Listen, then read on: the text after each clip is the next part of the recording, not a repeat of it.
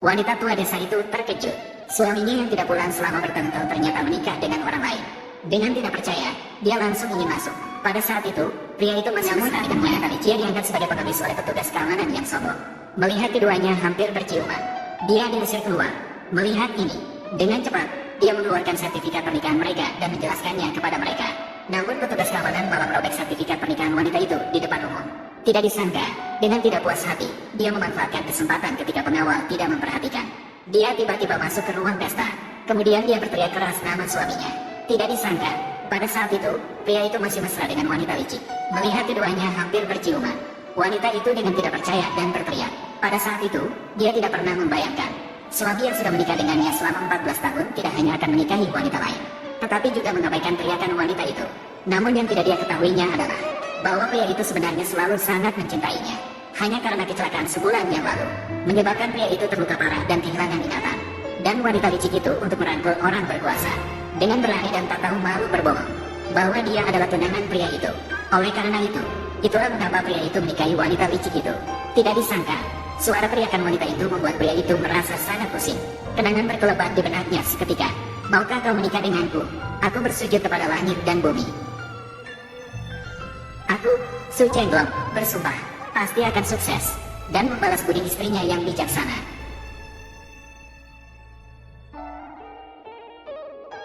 Lihat nanti, aku akan membunuhmu, sayang. Ada apa, sayang? Kenapa kau melihatku begitu? Sayang, dasimu melenceng. Song Chenglong, berhenti. Ini adalah hari bahagia. Kau bahkan tidak takut akan kesialan seperti ini. Tolong, biarkan aku masuk dan bertemu dengan Song Chenglong sekali saja. Setelah itu, aku akan bicara padanya sekali saja. Setelah itu, aku akan pergi. Tidak perlu bertemu. Mengapa tidak kita biarkan imajinasi indah kita tetap ada?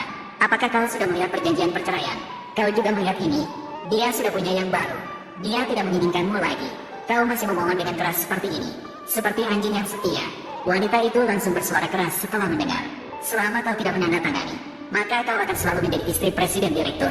Kau juga berhak untuk menemui presiden direktur. Apalagi kali ini kau datang untuk menemuinya. Ada sesuatu yang lebih penting untuk diserahkan padanya.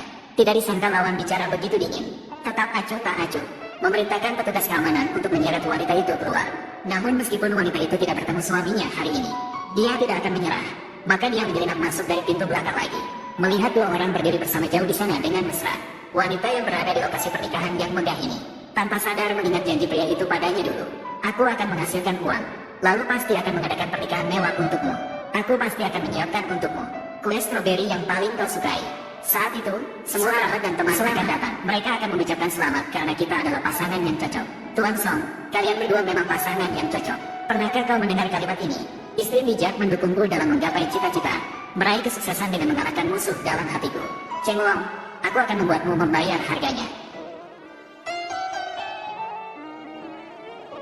Di tempat pernikahan, aku akan menghiasi tempat dengan balon putih favoritmu. Aku akan membuatmu menjadi wanita paling bahagia. Wanita itu saat ini penuh dengan kebencian. Dengan pedang panjang, dia mendekati keduanya dengan penuh niat jahat.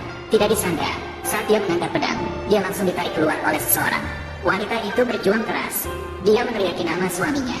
Tidak disangka, namun, dia ditarik pergi oleh orang yang dikirim oleh ibu wanita licik itu, dan mengancamnya dengan anak perempuan dan keluarganya. Namun, wanita itu tidak terpengaruh. Dia masih berteriak keras dan mempertanyakan suaminya. Pria yang tidak mengetahui kebenaran itu.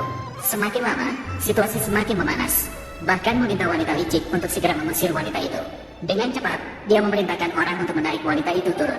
Namun, presiden direktur masih menyadari keadaan di sana. Dia ingin pergi untuk mencari tahu. Namun, dia dihalangi oleh wanita licik. Dia hanyalah hati yang ingin meraih kemewahan. Tidak ada makna cinta yang jelas. Pria yang tidak tahu kebenaran itu langsung saja percaya pada ucapan wanita licik. Bahkan meminta wanita licik untuk segera mengusir wanita itu. Namun wanita itu melihat suaminya bahkan tidak mau bertemu. Intuisi memberitahunya bahwa pasti ada yang tidak beres. Saat itu, pria juga mendengar keributan di sana. Dia merasa lebih baik jika dia yang menghadapinya langsung.